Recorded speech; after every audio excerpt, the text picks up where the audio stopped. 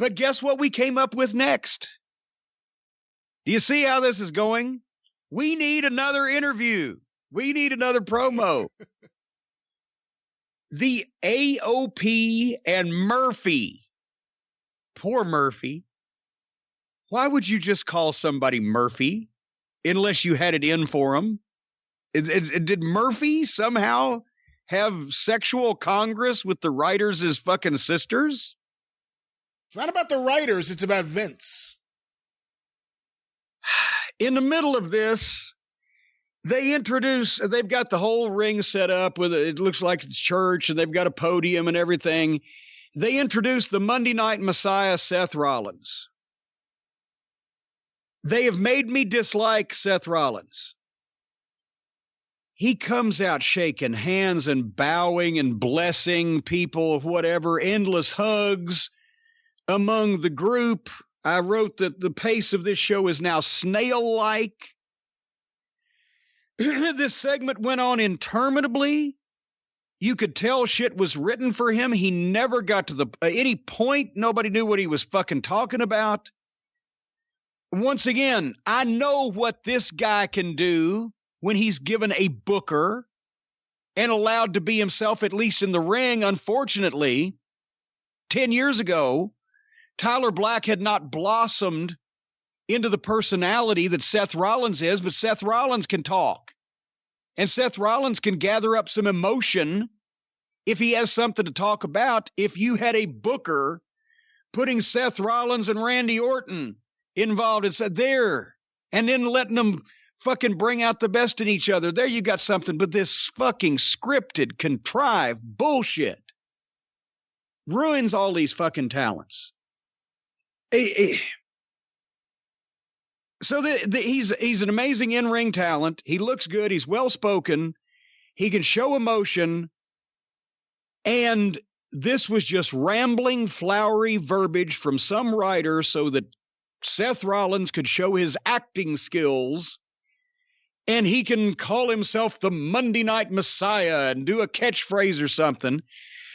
And he's out there with these three obvious fucking job guys. If a guy's named Murphy, he's a fucking job guy.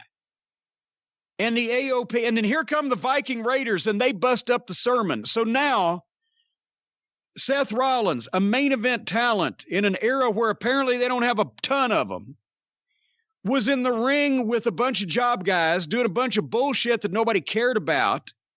And the only reason he had any heat was because people wanted him to stop. And then he was sent running by more underneath guys. And the Viking Raiders beat up the heels in the ring. And then up on the stage shows Kevin Owens, and gives Seth Rollins a stunner. And they go to break. What the fuck? Seth Rollins is now much less attractive than he was before that fucking fiasco began. And I guess Owens got over because he was, he actually got to fucking bump the fucking only heel that looked like a star.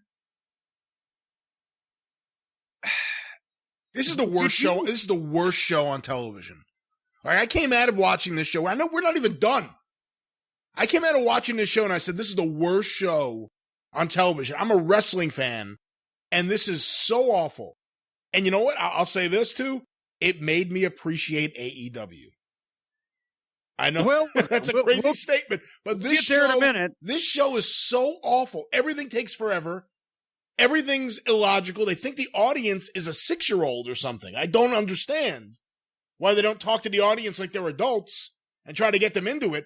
It leaves no doubt as to why viewers are watching less than ever before, why house shows have gone completely in the toilet. It leaves no doubt as to why the WWE is less popular now than ever before. It is a rotten show. It is just fucking rotten. Awful. Fucking rotten. Fucking rotten. And boy, if people say, that Cornette, he hates everything. Well, in this case, I shouldn't have fucking challenged myself to do this. After the break. You know what they say? He rips on AEW because he's on the WWE payroll. And I'm like, oh, yeah, I've seen people say it like I've always taken up for, Triple H fucked a corpse. I was out in public favor of that, of course. Jesus Christ.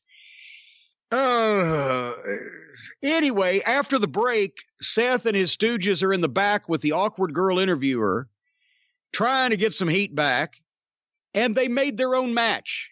That's another, they make their own match. Every once in a while on NXT, they'll say, well, William Regal's approved it 15 seconds after it came out of somebody's mouth, right? They don't even make an effort anymore to have a commissioner or a promoter sign the match, approve the match, or whatever. It's just, well, we're going to make that match. Okay.